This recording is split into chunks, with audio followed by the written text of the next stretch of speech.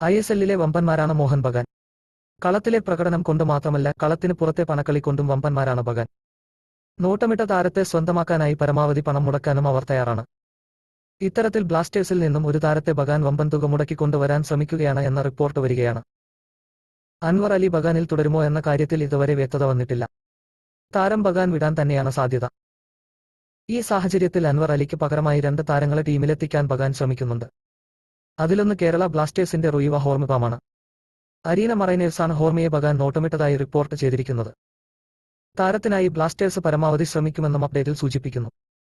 ബഗാൻ പരമാവധി ശ്രമിക്കുമെന്ന് സൂചിപ്പിക്കുന്നത് താരത്തിനായി ബഗാൻ വമ്പൻ തുക വാഗ്ദാനം ചെയ്യുമെന്നാണ്.